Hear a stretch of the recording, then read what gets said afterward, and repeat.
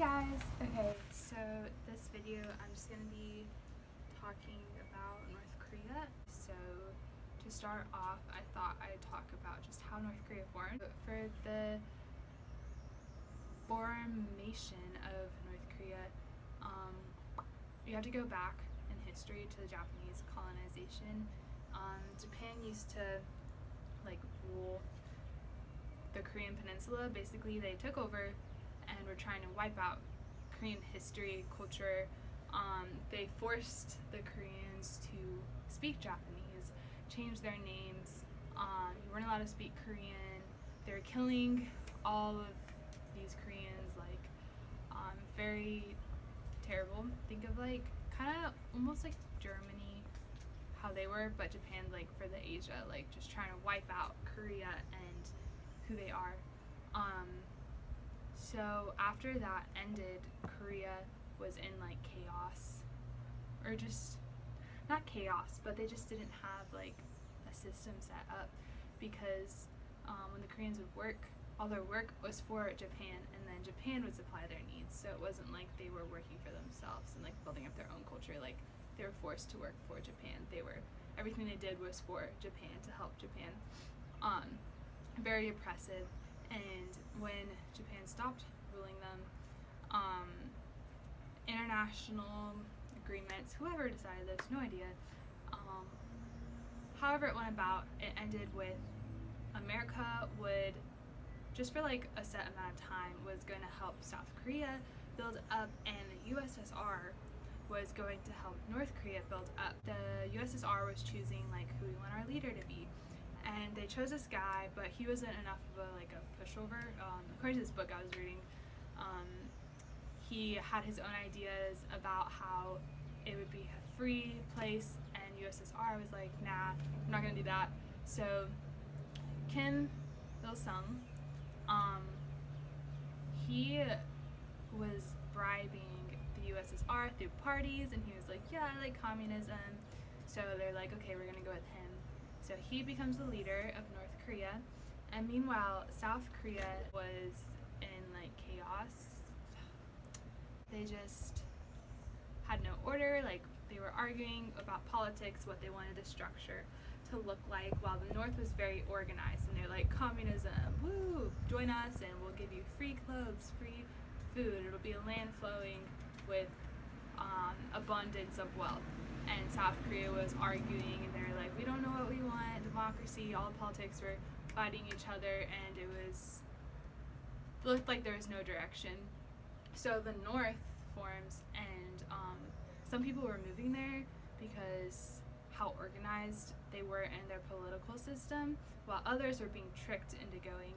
And there's actually people that went from Japan, and when they got to North Korea, they were told it was the newspaper or whatever article they read said it would be all wealth and abundance and a paradise on earth, and when they got there it was not, and families started committing suicide or trying to leave, or they were just stuck and oppressed. And so that's kind of the formation of North Korea and South Korea. And in that, Kim Il-sung, he decided that he wanted to also rule the South.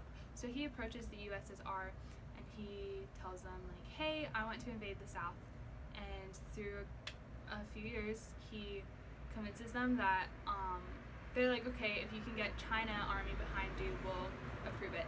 So he goes to China, and the president at the time agrees. So they bring in soldiers and troops, and they go and invade South Korea. According to this book I was reading, Kim Il-sung thought that South Korea would just be a pushover, they just fall just like that, because they're in so much chaos and disorder, no organization in their political system.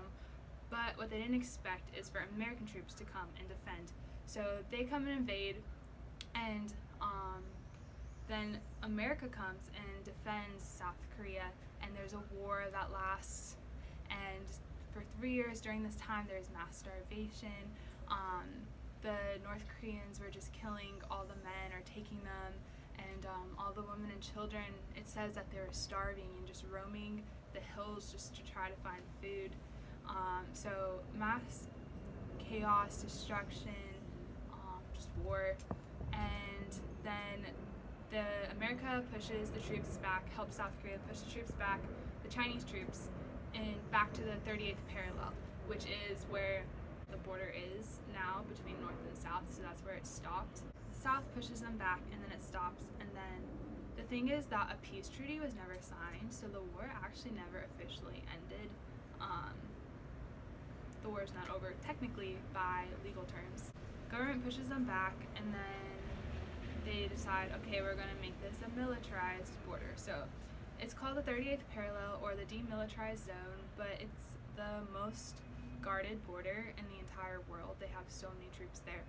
And with that, it's 2 miles wide, and it goes all the way across the north and the south border between that. And they have, north side has all these troops there, south side has all these troops there, and there's all this live vegetation.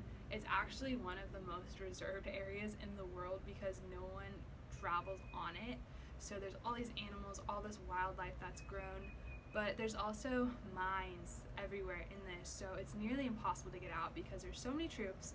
If someone just runs on it, shot on spot, or arrested, if you're lucky and don't get shot, or killed by a mine, but it's nearly impossible to escape. However, there have been some people, by some miracle, that have. Usually it's if you are a North Korean guard and you know where the mines are. And there was a case a few years ago where a guy just floored his car basically and escaped because he knew where the mines, I guess, were, and avoided it and got to South Korea. So that's the formation of North and South Korea. And then the USSR collapses. They were the ones that built up North Korea. They collapse, and with that, during this time you have East and West Germany, and then East Germany, they move towards unification and freedom, and they follow Gorbachev's lead of bringing reform into their country with capitalism and more just openness in the military. However, their leader in North Korea, around this time is when they developed their idea of self-reliance, which is called Juche.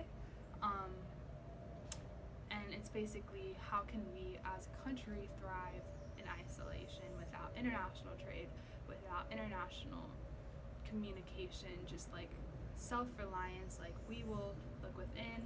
They completely isolated themselves and moved even more so isolated.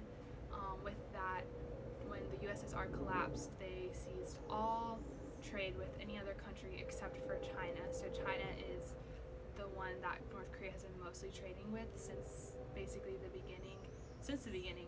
And today they're hugely reliant on China, which is kind of ironic because they teach that they're self-reliant, but their whole economy is reliant on China and trade with them and their relations with them.